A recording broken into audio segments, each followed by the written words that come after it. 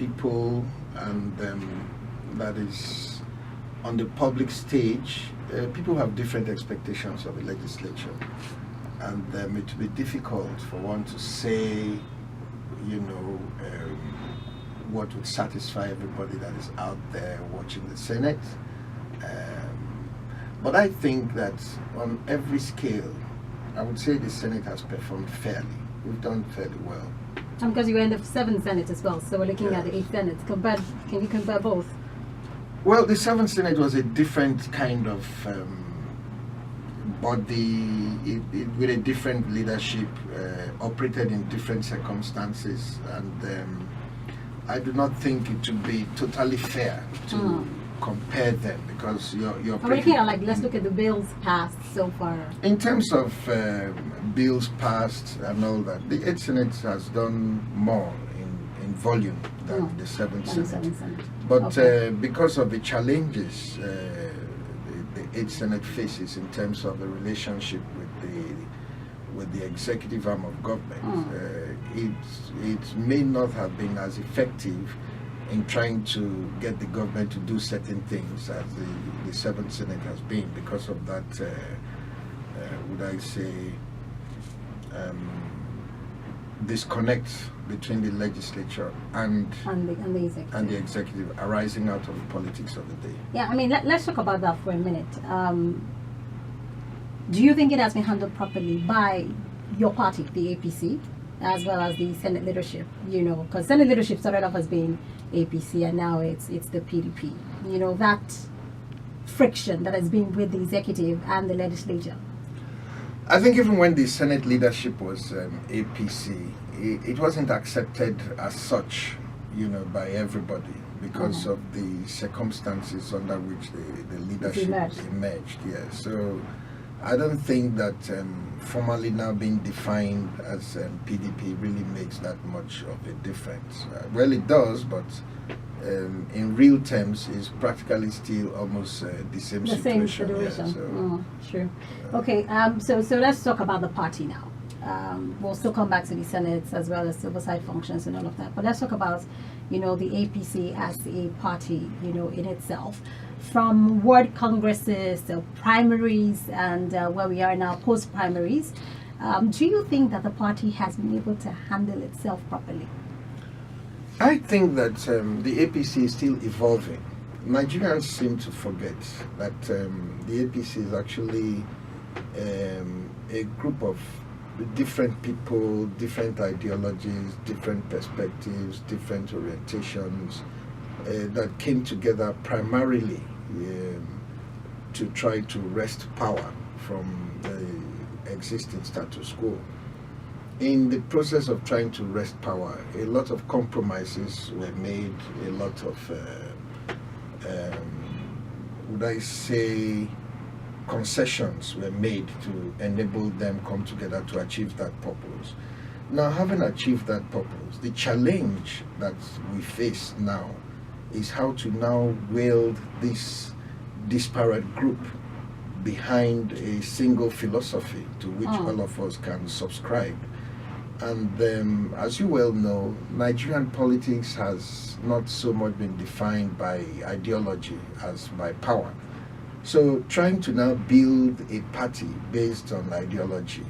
Do you think that's what the APC is trying to do? Build a party based on ideology? That's what we need to do. What you need to do, not what is necessarily built on. Yes, that's what we need to do. And that's what people expect us to do. And that's the only way we can create an organization that would actually carry the hopes and expectations of Nigerians. We need to put that ideology above every other consideration. We need to have an organization in which members have equal rights and in which the rules, predominate every other consideration.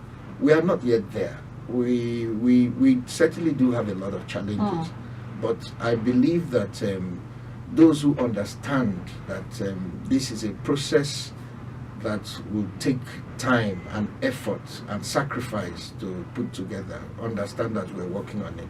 The advantage we have is that we have a president that has clearly set a standard, in terms of what we need to aspire to and what we should subscribe to. We have a constitution that is based on that understanding that things need to be done right and things need to be done properly. We need to hoist a leadership, that is prepared to follow these things through, no matter the challenges that we will face. And the challenges are enormous. I'm not. They are very huge. I mean, yes. you talked about a party that is fair to all. That's the rules apply to everybody, and there's a level playing field. That's what we need to do. You have going by what has happened with River State's APC and the politics around it now. You have alluded to the fact that you don't think that is what is happening in River State APC, that rules being fair to everybody under that umbrella. Yeah, everybody knows that the rules in River State were skewed. It's a national reality, and everybody's aware of what happened in River State. Everybody's aware that party members who paid money to the party just to participate in elections were not even allowed to participate in congresses. People are aware of these things. But people who know that is not what the APC stands for. And that's why we took a decision that we will stay in the APC to build the party that Nigerians actually need. We can't achieve that. That's a lot of my colleagues who who left the party. I won't say they tried to leave, but they have left. They have left. Yes, I made the point to them that, listen, we promised Nigerians change. We promised them that we're going to stand for something. You can't run away at the first sign of challenge. Even Nigerians didn't even expect that building a new Nigeria would be easy. Nobody thought if it was a walk in the park, it would have been achieved long before now. It's going to be a difficult process. It's going to be a painful process. It will take commitment. It will take determination. It will take perseverance. People have to fight for things. Which is what you're doing. That's what I'm doing, and that's what I would do. Aspiration. It's not about my governorship aspiration. It's about doing the right thing and getting people to understand that it takes sacrifice to get the right thing. But it is still your aspiration, though. You can define it the way you want to define it. But let's talk about the issues surrounding that. Basically, INEC has published names of governorship candidates, and the name of Doyle Cole was published for River State. But I do know that this case is in court already. So let's talk about that. I think that INEC published the name, in my opinion, in error. And I think that also that may have been an inadvertent concession to the process, because as at the time the name was published, there was a valid and subsisting judgment of the High Court of Rivers State that nullified the primaries that produced Tony Cole. So he's not a candidate in the eyes of the law. But they've gone on appeal, so I think that that publication may have been some kind of concession to that process. But everybody's aware that Mr. Cole is not a member of our party. He joined the party the same week he was declared. So he was not a member of the APC no, he has never been a member of the party. He's not a member of the party. He's not a member of the party. He does not even understand the issues of that are in contention, either within the party or within the state. So he's just an expression of the power of man, and these things don't last long. Okay, so you're saying he was never a member of the party, but somehow he won primaries, and somehow he's now the... He's not somehow. Candidate. The Minister of Transportation, who is the leader of the party, wanted him as the candidate of the party. So he created an executive, that will produce whoever he wants. So the only criteria for being a member of that executive is that they even brought out forms where you have to pledge loyalty, that you are following Amechi, and wherever he leads is where you follow, blah, blah, blah, blah, blah. And we said that was not necessary in our kind of democracy. And for that reason, party members who had already paid to the party to contest that election were not even allowed to contest the election, because they didn't even want to take the chance that maybe one person or 2 people who don't subscribe to that ideology could be elected into any part of the party. So he took all the materials and the entire Congress to his hotel and sanitized a list of people he feels are his core loyalists who will do what the slogan is Amechi leads we follow. So when you do that, then at your leisure, you can bring whoever you want and tell those people, okay, this is it, and they will do what you say. But it's interesting though that, even from that list, because I saw the list published about, the primaries that he held, and your name was actually, there. That was just a play to reality. Even there, if you had conducted a proper election with secret ballot, they couldn't guarantee that the outcome would be what was expected. So even that process was supervised within the supervision to ensure that it produced the very candidate that he had invited to come and lead the party. But these things don't work like that. There's a process by which leadership would emerge. How did you feel when I'm going to come back to your relationship with the minister later, but how did you feel when the chairman of your party was talking about how everybody should pull their cases from court, and they had to abide by that, and saying that they were setting up a reconciliation committee, and then the president's rejoined that people can go to court? I want you to tell me how you felt about those statements. No, I'm a lawyer, so I really didn't take that seriously. In 2007, when Rotimi Amechi was in court against the People's Democratic Party, the National Working Committee of the party expelled him. And when he was expelled, I was Commissioner for Information in the government of Dr. Peter Odili. The then Secretary of the PDP, late Joe Madrikwe, called the governor, then Dr. Peter Odili, to ask how they would get the letter across to Amechi, because Amechi was in Ghana. And Odili said that the only person he knows that is in touch with Amechi is his Commissioner for Information, who is his friend, Magnus Abbey. So Ojo Madrikwe flew to Port Harcourt, and I was invited to receive his expulsion letter while he was in court with the PDP. So I got the letter, and we informed the lawyer, and the lawyer informed the court, and the court simply ordered that the expulsion was void because it was done to affect the case that was already before the court, and knocked it out. That's how he came back as a member of the PDP and as a governor. So as a lawyer, I know that that threat was of no consequence. But I felt that it didn't even help in trying to set the tone for reconciliation within the party.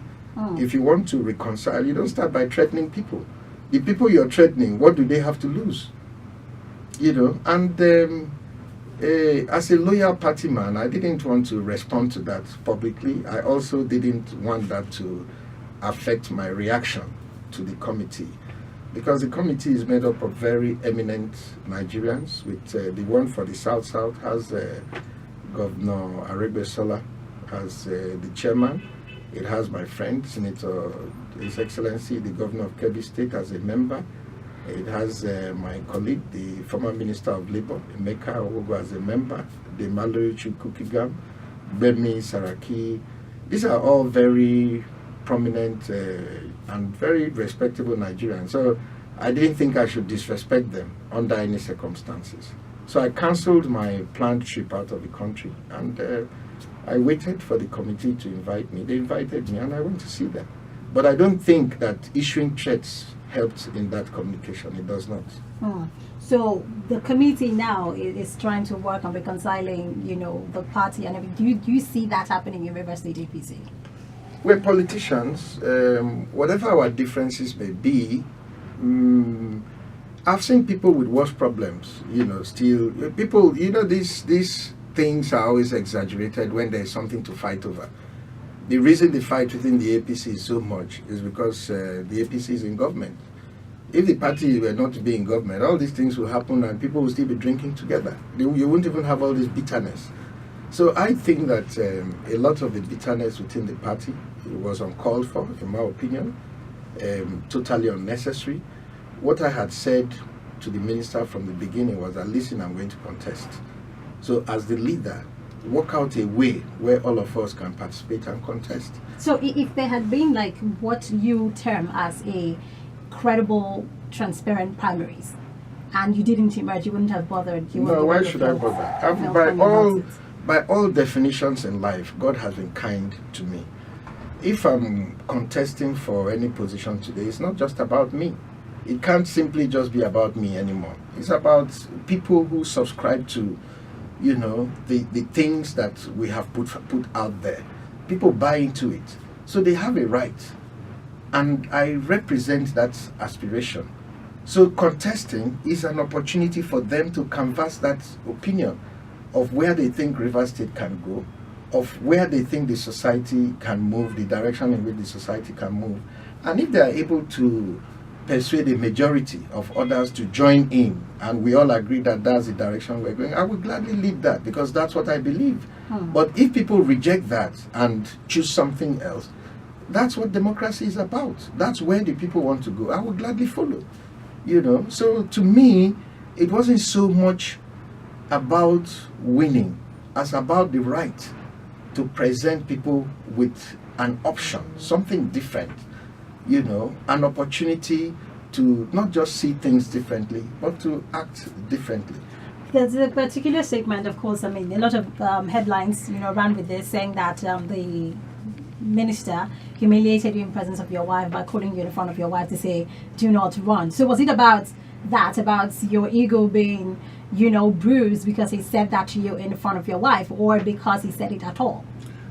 He's my friend. He's not just a friend. We've been like brothers, we've been partners, we've been through a lot together. And I certainly felt that I deserved a lot more respect than I was shown. But that by itself doesn't determine, what I do as a politician. Because I was wondering, if he had called you not in front of your wife and spoken to you, as a friend, would that have changed anything?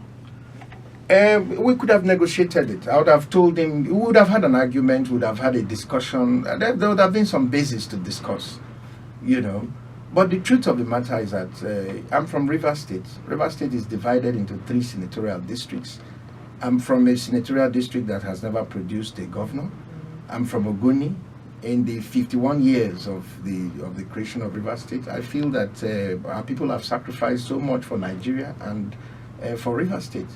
And yet no Ogoni man has ever been in any position to participate in leadership of the state at the highest level. No Ogoni man has been a governor, a deputy governor, a speaker, a chief judge, or whatever. And I see myself as having something to offer the state, and not just me seeing myself. A lot of people see that. And I do believe that Rivers State can do much better than we have done so far. So everything put together, I felt that we have something that we can put on the table. So the minister would have needed a lot to convince me that that wasn't necessary. And he told me that he was going to bring Tonyeko. And I told him it wasn't an issue.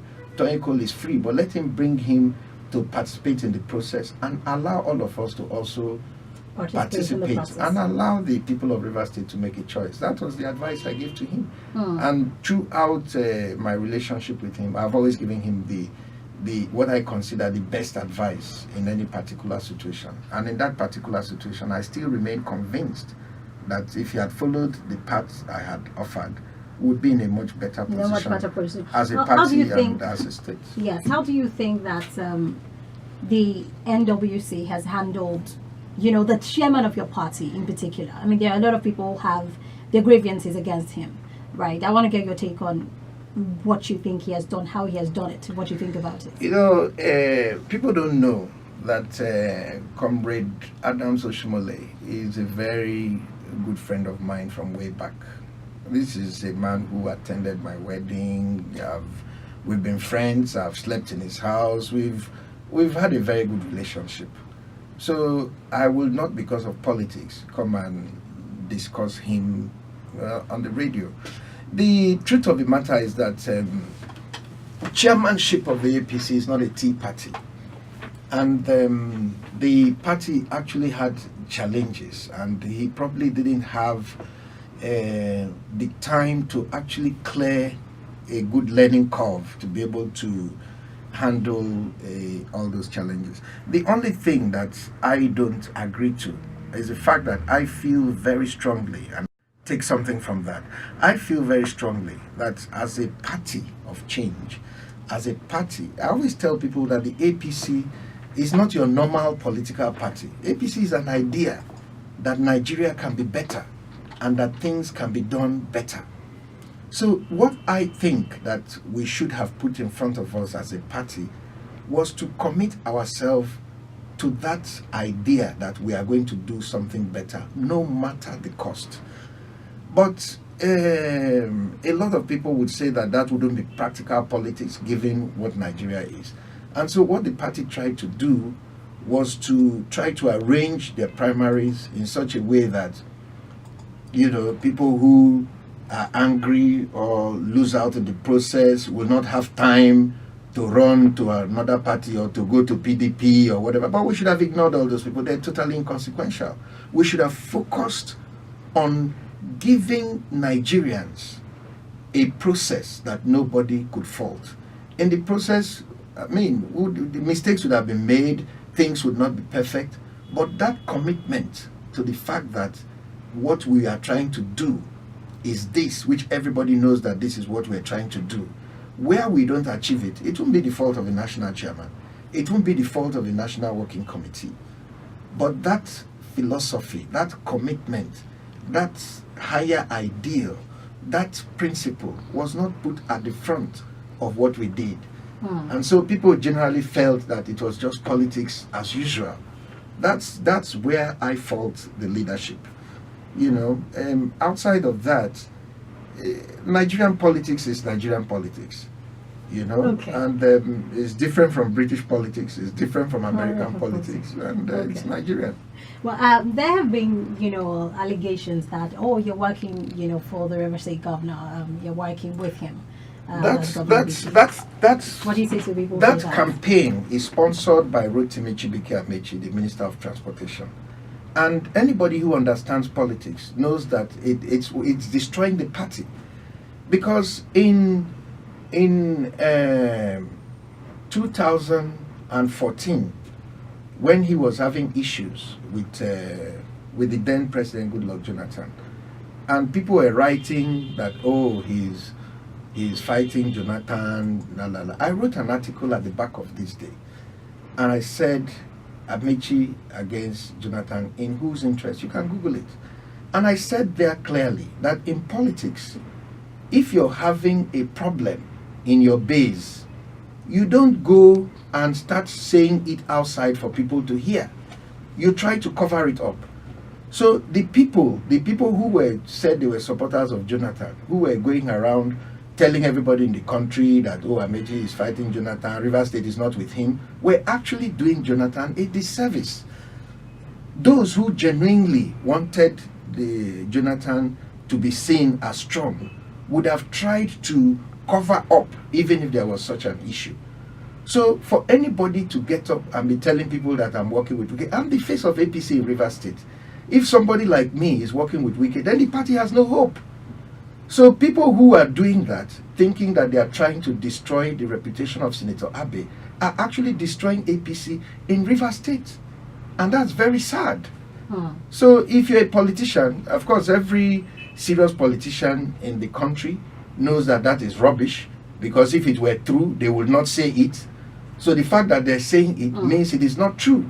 But for people, ordinary people outside, who don't understand this dynamic in politics, they think that they are destroying my reputation. But unfortunately, that cannot destroy my reputation. I've worked hard to build it, and it is very, very solid. I was in PDP. I was offered more than $3 million in cash. I probed the Ziani. I revealed the hidden accounts in NNPC abroad. So how much do you think I could have made from all that? Then a man who has been through all that. When we left the PDP, at a stage, I had to send my family out, and I was running from pillar to post. I didn't budge. So how can I finish doing all that and then I turn around now. Then I wasn't doing that for myself. I was doing it for another person. I didn't sell out another person. Now I want to be governor. Then I will go and sell the governorship to Wike for 30 million naira. Does that make sense to you? You know, I mean, it's also, this is just a campaign of calumny. It is sponsored by Rotimi Chibike Amechi. He has this agent called Chief Eze, who is the person every day, because I invited Wike for a Thanksgiving service, and of course we took pictures at the event. Every day he will get up, he will write something, Senator Abbey's collabo with Wike, and post these pictures to everybody in Nigeria. No, but here's the thing though. Once they see you take pictures with somebody, people will draw their deductions. Whether people will start to speculate and draw deductions. No, that's not true. That's I was in Imo State last weekend. I attended the burial for the mother of Senator Osita Isunaso. Abga was there, Obi was there, I was there, PDP governors were there, Rochas was there, all his friends and enemies, everybody came together. The other day I've been to events all over this country. You know, Wike was chief of staff, I was secretary to government. So there's nobody in Nigeria who does not know that I know Wike. We all know each other. So if I see him and I greet him, or maybe he has something, it's some event and I turn up, that means I've decamped to PDP. Does that make sense to an adult?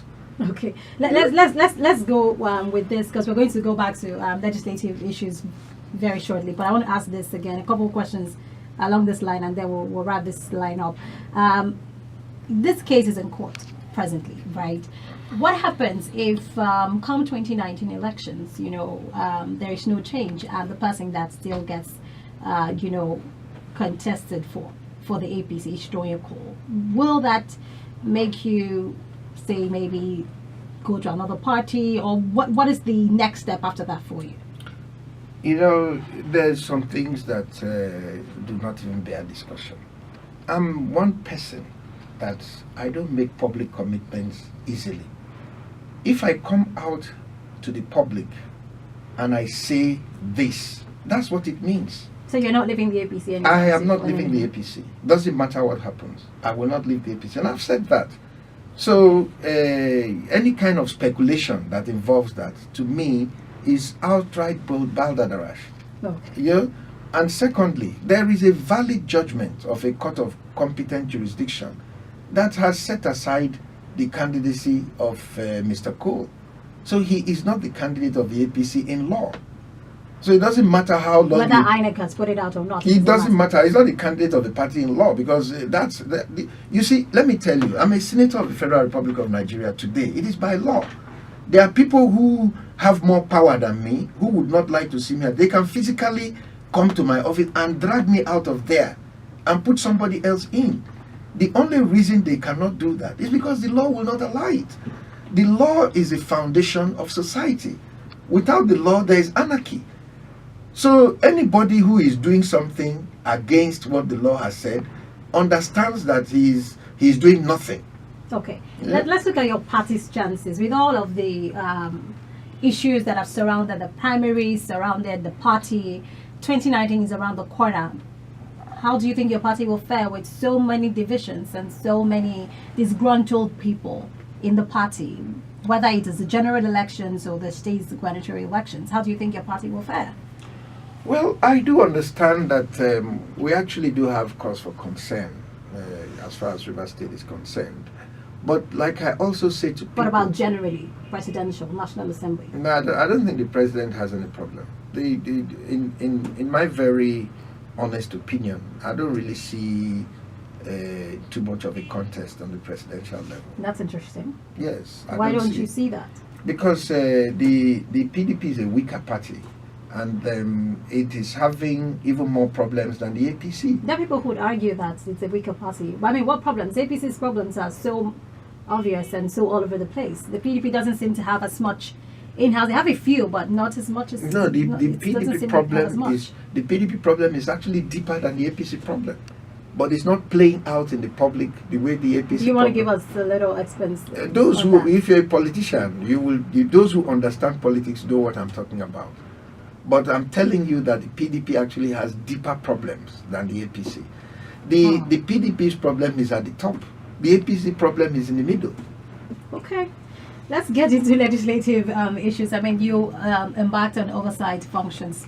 Let's talk about, what has been your observations or reservations with the different ministries and all that you had to go look at. Well, the way the National Assembly works is that I'm only part of oversight functions in those committees in which I'm a member. And in this 8th Senate, I'm chairman of the Senate Committee on the FEMA, which is the Federal Roads Maintenance Agency. I'm a member of the Senate Committee on the Niger Delta. I'm a member of the Senate Committee on Tertiary Education and TED Fund. I'm a member of quite a few committees in which I'm a member. So it is only the Committee on Police Affairs. It is only those committees that. Yes, I'm asking you about those committees. I mean, we're looking at ASUU right now. I mean, the Tertiary Education Committee we talked about. ASUU is on strike. What do you have to say about that? Well, I think that the issue of education in this country is a very major challenge for Nigeria. And the ASUU strike is a recurring decimal. It's every year or every other year. And there are issues that drive it. And the most important issue, of course, is money. Education in this country is not properly funded. 3 reasons are responsible for it. First is that the average Nigerian understands education as a right. And because they feel that education is a right, they feel that education ought to be free. But in the entire world, there is nothing like free education. It does not exist. Education has to be paid for. The pupil or the student may not be the one paying, but somebody has to pay. It is only in Nigeria that people understand free education as education for which nobody pays. And if nobody pays for something in this modern world, then the thing will not happen. So education is not happening in Nigeria because it is not funded. Now, when you turn your eyes away from public education, where this challenge is, and you look at the private education industry as an industry, it is booming. People are paying record amounts of money for quality education because they understand that it cannot be free. So at the end of the day, we have an oyoyo kind of situation where a few people are deceiving the majority. You say you want free education, okay, see, this school is free, that school is free, that school is free. And then all those who have told you that the school is free take their own children to a school that is not free. Now, there is nobody who does not want something that is free. The only reason they are rejecting the free thing is because they know it's not good, it's harmful. Because in the words of, I think it was Alexander Pope, that said that a little learning is a dangerous thing. He said, drink deep or drink not at all from the Parian springs, where little draughts intoxicate the brain, but drinking deeply sobers us up again. So education, half-baked education, is a very dangerous thing. So what do you think we can do, because of time, the ASUU situation? What do you think is the way forward? Time is up, right? it's not up, but on that question, so we can move very, very quickly. A couple more questions and then we'll be done. So I just want to... Well, what I think is that we all need to understand that education is going to cost money. We need to have a clear and undiluted idea of what it costs to educate a child to a particular standard. We need to have a minimum standard of what we are prepared to accept as a country, that this is what a Nigerian citizen that has gone through our educational system should look like. This is the end product that we want. And then we need to, have an idea of how much it will cost to produce that product. People don't understand that education is actually a factory. And every good factory, anybody who runs a good factory, knows that from time to time, you need to talk to the consumers of your product to understand exactly how the product is fitting into their expectations, how the product is actually, whether it is actually working for those who are using it and whether it is not working. I think that if a lot of these Nigerian schools carry out that exercise, they will find out that the products that they are bringing out are substandard, and then that's where you have quality control. Let's talk now, about going beyond Yes. that. Okay, sorry. I know that there's a lot to talk about when education is concerned, but we have to quickly move past that. Let's talk about, I mean, you chair the police affairs committee. I don't chair the police Or affairs you committee. are I'm in the a committee, you're a member of the committee.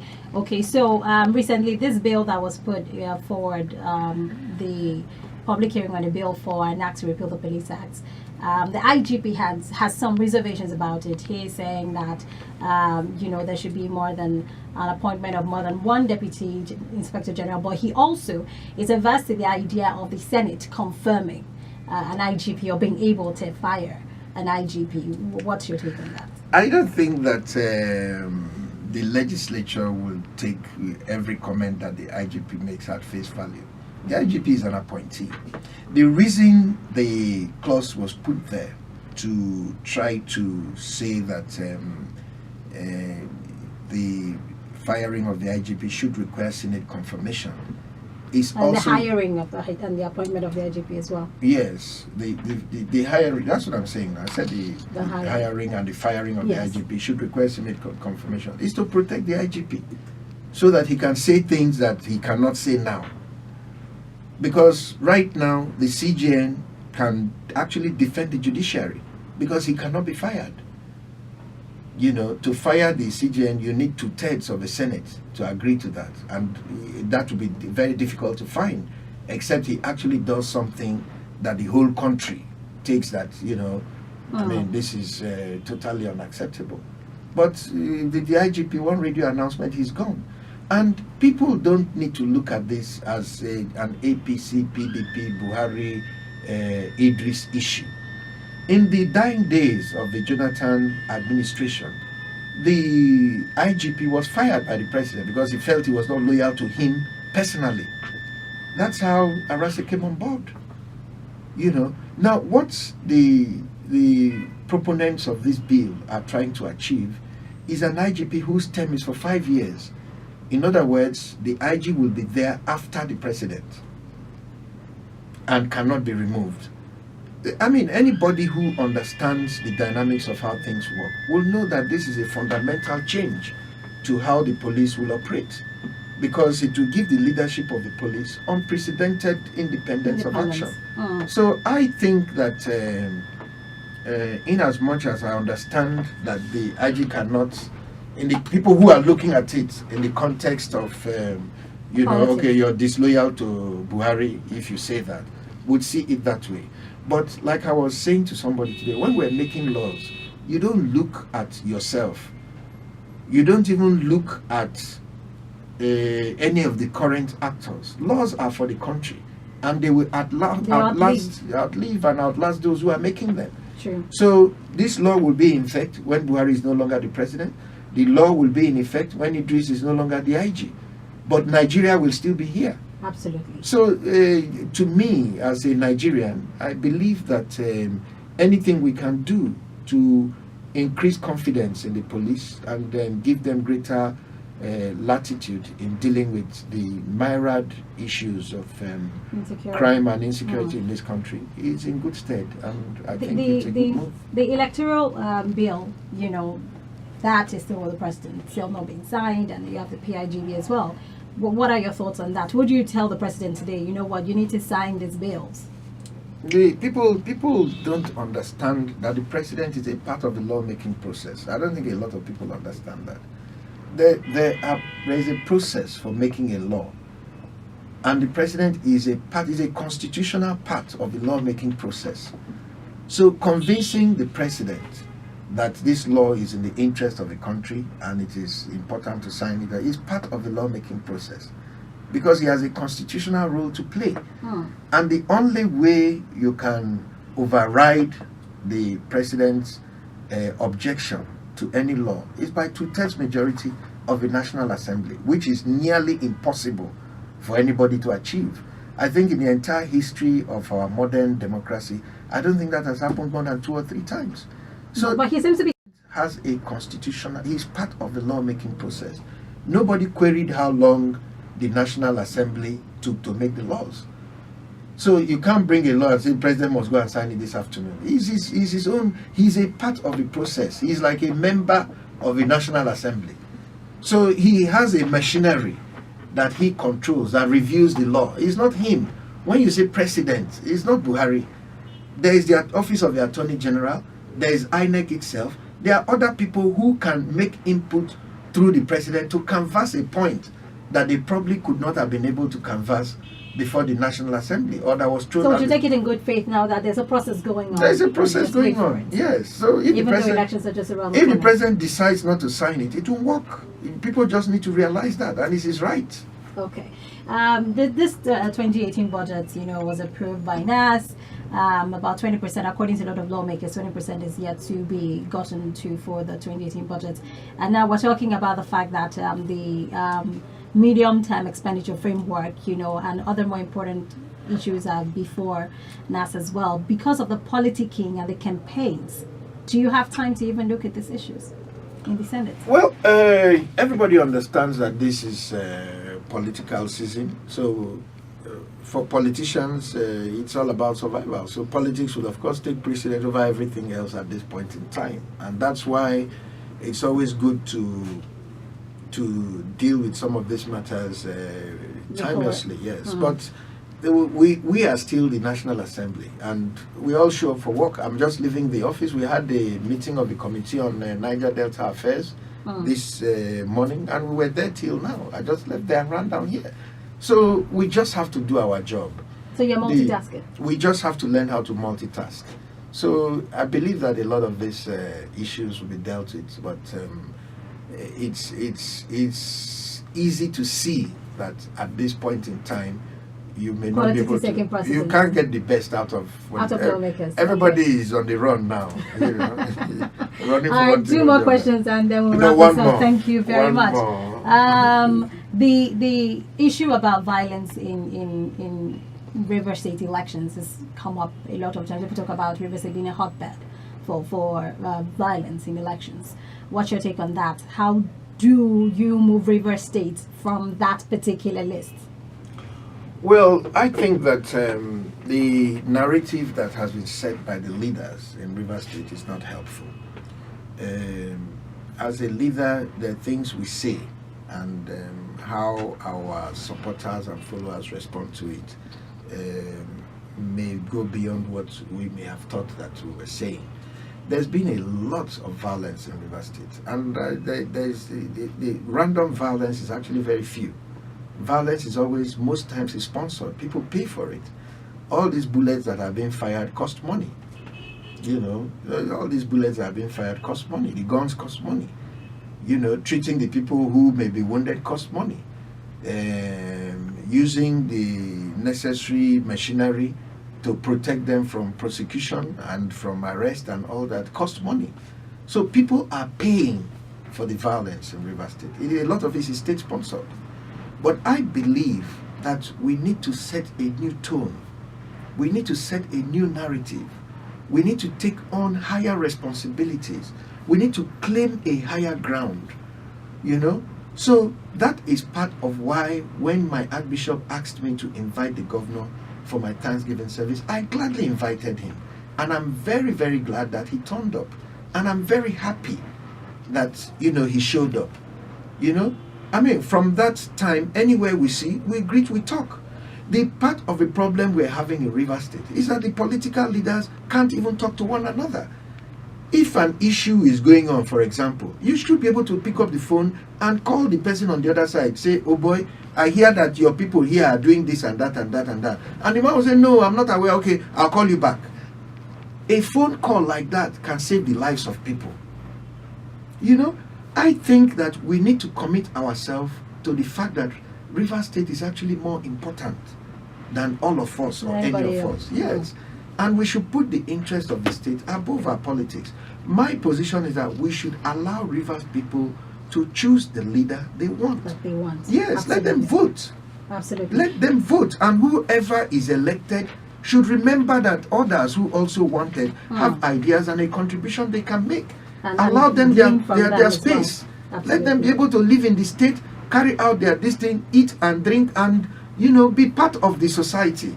It's not as long as you have a situation where you are there, you want to grab everything, and then you want to protect what you have grabbed, and all that. There will be no peace. Sure. Sure. So do you think that you and the Minister of Transportation will go back to the way it used to be your relationship? Well, that's a question that only time can answer. I mean, he didn't. There's nothing personal. He didn't take my farm. I didn't do anything untoward towards him or his friends. It's all politics. So for me, I was quite disappointed at some of the things that he said when we met. I didn't expect him to talk like that. So before then, I wasn't taking it as seriously as I do now. But I was very hurt by some of the words that came out of his mouth. But I understand that he too may feel hurt. So we're human beings. That's left for time to decide. If your friendship would return. Sorry? I said time will determine if your friendship will return. Yes. Basically. Yes. But have you picked up the phone to call him? Because you were talking about leaders being able to just speak up the phone. No, I won't call him. Okay. All right then. Thank you very much, Senator Magnus. You're welcome. For coming on the show today. Thank you. We appreciate your presence and everything that you have said so far. Stay tuned. You are listening to Classic FM 94.3 Abuja, the station that plays every song. We've had as a guest on Us in Focus, Distinguished Senator Magnus Abbey from Rivers State. Coming up now is Sound Town with Rainy Days. Stay here.